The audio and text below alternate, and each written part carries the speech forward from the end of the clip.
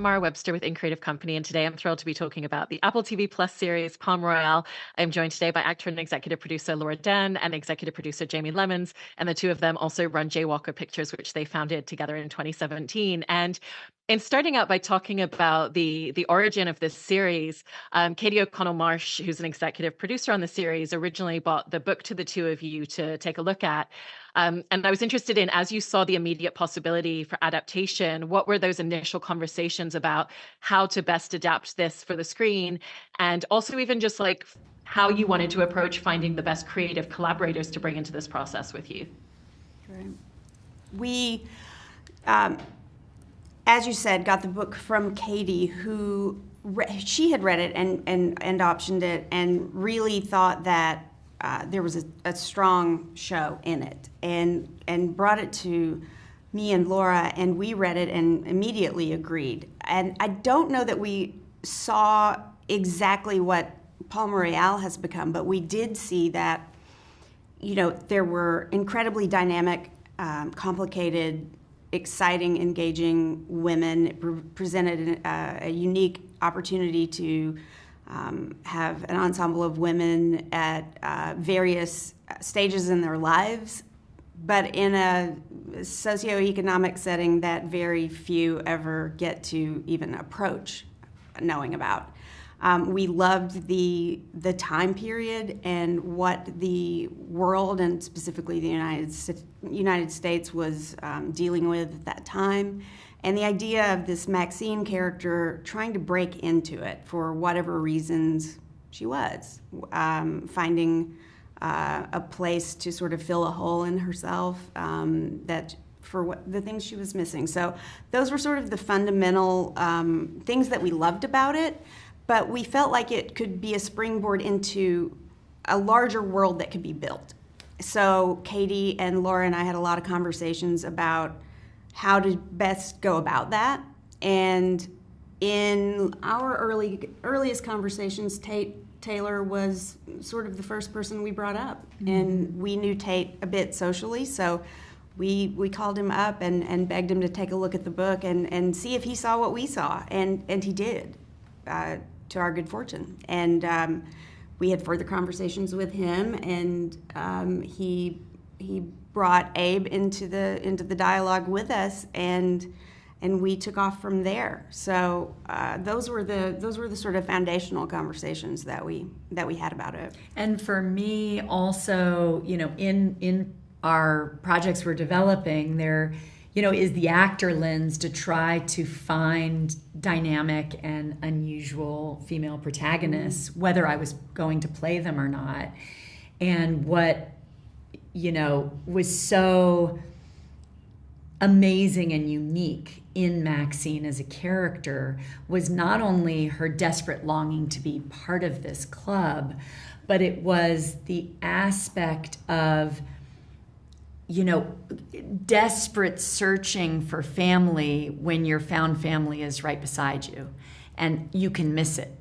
And the book really captured that in really interesting ways, and we kind of wanted to build out those themes and themes of feminism and creating a lead protagonist, you know, in a world where, and I've had the privilege of playing a couple of them, you know, we're exploring feminism and even righteous feminism, to have a central character who is a chauvinist at best and completely blind to the world changing around her, and still kind of dreaming up the model of what the perfect wife should be at this crucial moment in American history. So that was fun, and we felt we could, through comedy, say a lot, maybe even a lot more than if we were hard-hitting about some of those themes.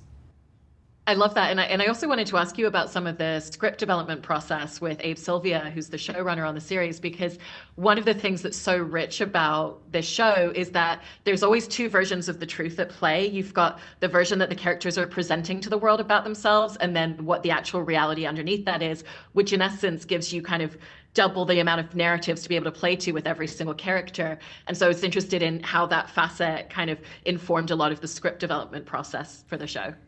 It was massive, and it really started with which also kind of was a springboard from the novel, Maxine's narrative about herself, which was a false narrative from what we were seeing and how she unravels. And so in Abe developing it and the amazing writers that he works with as we started to look at breaking the series, it was really diving inside the question of the unreliable narrator and how through the writing, instead of just doing it with the lead protagonist, which I've explored and love so much, they started to do it with, as you said, all the characters. And that was amazing, even if it's Maxine's perspective, but we're seeing completely different people or their pompous beliefs about themselves. That was really fun. Yeah. And Jayme, and kind of like talking a little bit more about the character development on the show, it's in essence, it's all these women kind of plying for the top position in society, but then you learn that they all have these really internal, fragile spaces that are the reason that they're yearning for this thing. And I love the way that kind of episode by episode, we get to uncover a little bit more in each of the supporting characters in that way. And so how did you all set about finding the pacing of the series? And, okay, this feels like the moment where we should really find out a little bit more about Evelyn. This is a moment where it feels like we want a little bit more of Linda's backstory. It was complicated.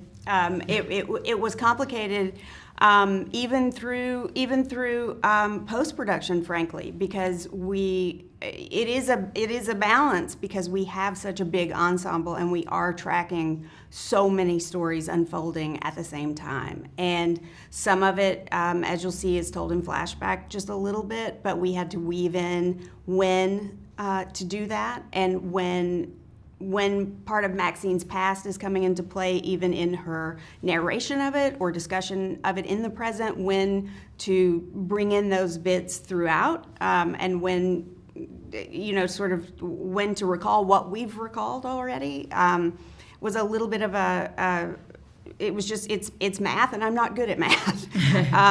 But the writers are just an incredible group that worked together so seamlessly, and the way Abe assigned the scripts to particular writers and oversaw the process as they would come in. They were all in such incredible communication with each other and with us, so that through, from concept to outline to first draft to revisions, we were all so looped in as sort of this core producing unit that we felt like we were just never not in communication with everyone, and it was such a collective, continual dialogue that it felt like we were all in collaboration together. And Abe is just a really open, wonderful person to work with in that way. So if anything ever felt like it was too soon or that was moving too fast, we were all able to sort of recalibrate the engine a little bit.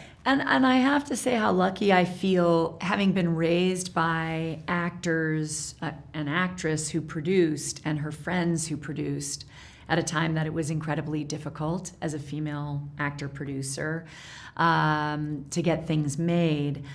I watched them ask questions about every character and trying to find pathos in the most complicated of characters, particularly watching them working in the 70s with filmmakers whose determination was to have unreliable protagonists as leads in film. And so I loved that we had a group that knew from the beginning that our determination was to find that for everyone. Even if it was in a tongue-in-cheek way or in a really deep way, as like for Kaya Gerber's character, we don't see till a flash of a moment in the final episode. And a moment that you're feeling sorry for your lead, but then you're sort of touched by the innocence and how someone gets used in somebody else's game. That was what was so fun about the puzzle. And doing it again in high comedy. And again, every time you're in that space, you feel like you're getting away with something, using, irreverent satire as a model. Absolutely. And Laura, in talking about developing your character as well, there's so many facets in terms of her emotional structure and even just the physical mannerisms of who she is, where she wants to live in this very fluid and free space, but she's still pulled to the constraints of her past. And so there's this, it's like constantly seeing her like wanting to run a drum circle for peacefulness, but then all of a sudden just like the rigidity that comes in when something pops up from her past. And so I was really fascinated in how you created this character that's constantly flowing back and forth between these two spaces. One of the things that was so fun in, executive producing here was we were shaping and building this world and growing this character of Maxine for almost 5 years. And that was the primary focus, even as an actor, really considering that character and then the characters that would surround her. And I mean, to be honest, it was when we realized we could make the show with timing as we were all going through with the pandemic, I was committed to 2 films that I had to make, and I would not have the kind of time to, be there every day. And in the heartbreak of that, figuring out how can I participate as well as a cast member to support this in every way as a producer, and with an economy of time, but also with the vigilance of a character who's like expressing the themes we wanted to make sure would come across.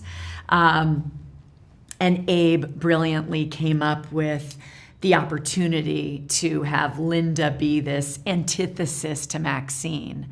And for, because we developed this other character, now create the opposing side. While one is desperately trying to leave a world, the other is desperately trying to enter it. And all they know or yearn for because of it was a fun and weird way to find an ally. And for both of you as well, in just, I think one of the things that can look very easy on paper but takes a lot of execution is everybody being on the same page in terms of the tone, and particularly for a show like this that has so many heightened comedic moments, but also is full of emotional heart and fragility in all these characters. And so I was really interested in, especially because you were on board right from the beginning of this project, how you said about working with the rest of the cast and really making sure that they had the environment that they needed in order to take the swings and take the risks to really find that and to all come together on the same page.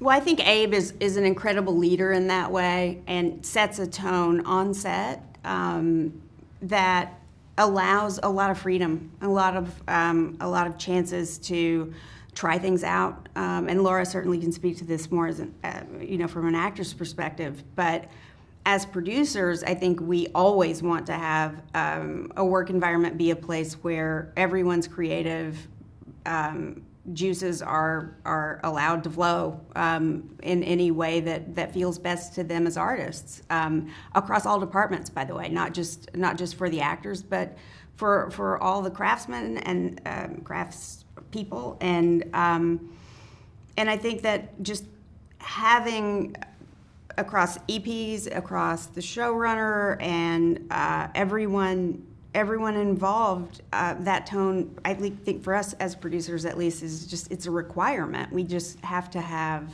everyone be allowed to do the best work that they can, however that looks. But you're right. I mean, it Yes, is such a sure. delicate tone. And Jayme and I both worked on Enlightened together for the second season. And, that tone was its own specific poetic, heartbreaking mess in terms of comedy. And this is such a different animal because it's high, even physical comedy, and holding it satirically and finding space for cultural and political conversation was such a balance. And I think, as Jayme said beautifully about Abe Sylvia, he is such an incredible leader, but also it took us all being there all the time. And Jayme was there the entire time.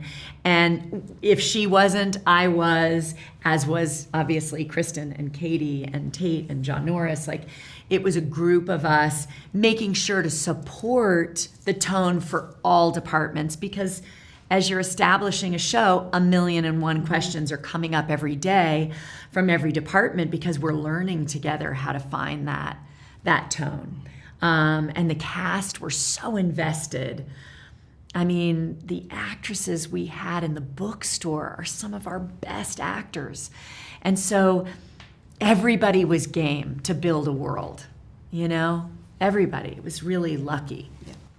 Absolutely. And lastly, Laura, I wanted to ask you about one particular scene in the show where you're playing alongside your dad, Bruce, and there's a really beautiful scene where the two of you, in essence, are kind of apologizing for your faults to each other and forgiving each other and, you know, telling each other that you love each other. And it's such a beautiful scene anyway. And then the added texture that's you and your dad on screen as well. I was just interested in the emotional experience of getting to film a moment like that. It's like the greatest experience of my life.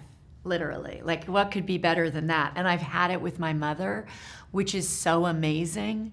So to be lucky enough to be a producer with producing partners who all were like, oh my God, do you think your dad would do it? And then begging him and feeling shy about it. And luckily him saying yes. But, you know, he is beyond a legend. He's the truest actor you can come by. So looking in his eyes and having him say those things to me and making it so fiercely honest is just ridiculous. It was incredible to be part of, and just being on set with him and being on set with my parents, like that was my other house. My whole childhood was being at work with them or being on location with them. So even the intimacy of being with my dad with a crew has this familial texture to it that, you know, means a lot to me. So it was a really beautiful thing to share amidst, you know, making this world come true. That's so wonderful. Well, it's an absolutely stunning series. I devoured the entire season in a couple of days. So congratulations and thank you so much. Thank you so much. Thank you so much for your support and time and amazing questions.